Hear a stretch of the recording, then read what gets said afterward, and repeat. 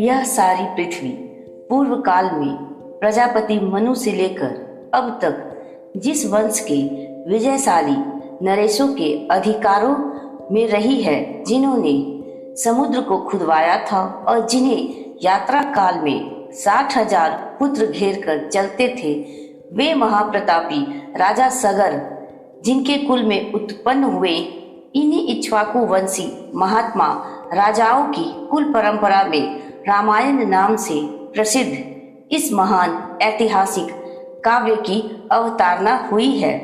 हम दोनों आदि से अंत तक इस सारे काव्य का पूर्ण रूप से गान करेंगे। इसके द्वारा धर्म, अर्थ, काम और मोक्ष चारों पुरुषार्थों की सिद्धि होती है। अतः आप लोग दोष दृष्टि का परित्याग करके इसका श्रवण करें। कौशल नाम से प्रसिद्ध एक बहुत बड़ा जनपद है जो सरयू नदी के किनारे बसा हुआ है। वह प्रचुर धन धान्य से संपन्न, सुखी और समृद्धशाली है। उसी जनपद में अयोध्या नाम की एक नगरी है जो समस्त लोकों में विख्यात है। उस पुरी को स्वयं महाराज मनु ने बनवाया और बसाया था। वह शोभाशालिनी महापुरी 12 योजन लंबी और 3 योजन चौड़ी थी। वहां बाहर के जनपदों में जाने का जो विशाल राजमार्ग था, वह उभयपार्श्व में विविध वृक्षावलियों से विभूषित होने के कारण सुस्पष्टतया अन्य मार्गों से विभक्त जान पड़ता था। सुंदर विभागपूर्ण बना हुआ महान राजमार्ग उस पुरी की शोभा बढ़ा रहा था। उस पर खिले हुए फूल बिखरे जाते थे तथा प्रतिदिन उस पर जल का छिड़काव होता था।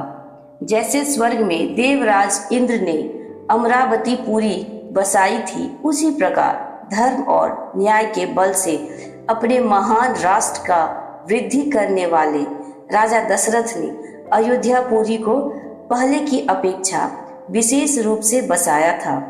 वह पुरी बड़े बड़े फाटकों और किवाड़ों से सुशोभित थी। उसके भीतर पृथक पृथक बाजारें थी।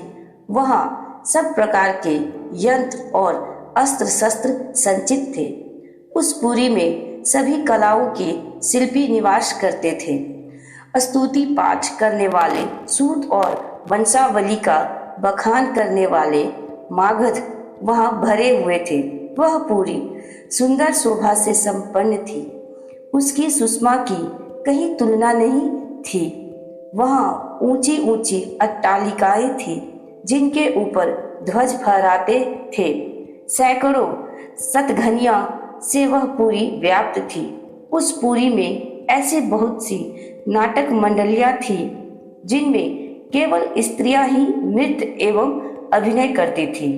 उस नगरी में चारों ओर उद्यान तथा आमों के बगीचे थे। लंबाई और चौड़ाई की दृष्टि से वह पूरी बहुत विशाल थी तथा शाखों के वन उसे सब ओर से घेरे हुए थे।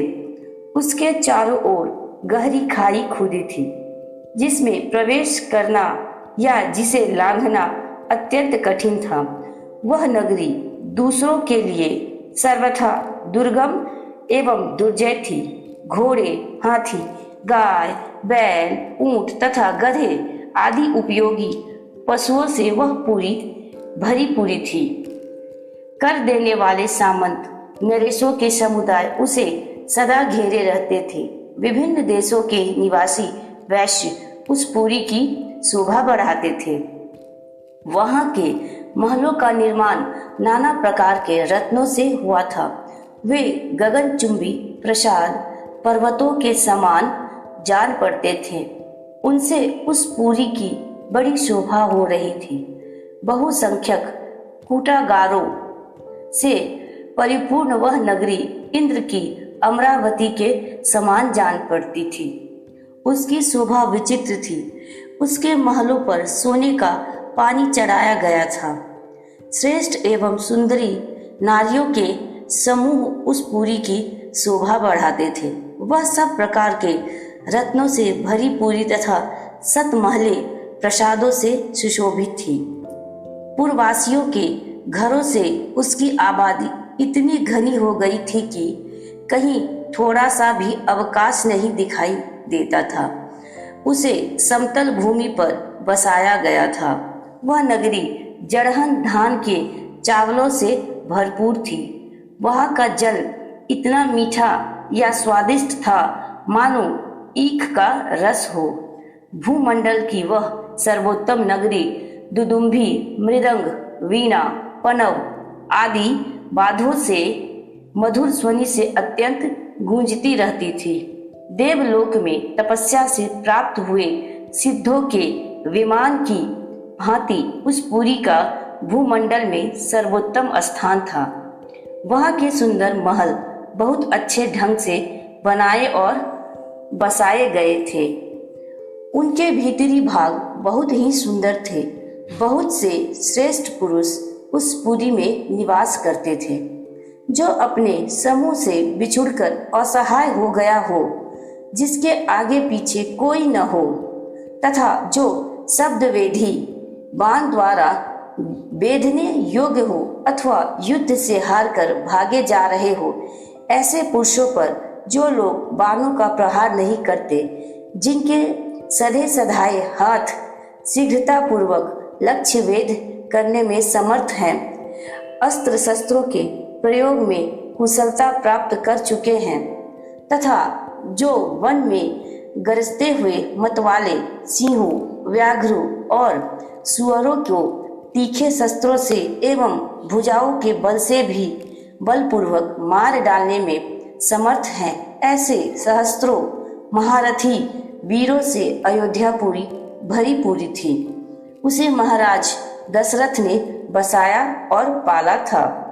अग्निहोत्री शम, दम आदि उत्तम गुणों से संपन्न तथा छहों अंगों सहित संपूर्ण वेदों के पारंगत विद्वान श्रेष्ठ ब्राह्मण उस पुरी को सदा घेरे रहते थे। वे सहस्त्रों का दान करने वाले और सत्य में तत्पर रहने वाले थे। ऐसे महर्षि कल्प महात्माओं तथा ऋषियों से अयोध्यापुरी सुशोभित थी तथा राजा दशरथ उसकी रक्षा करते थे।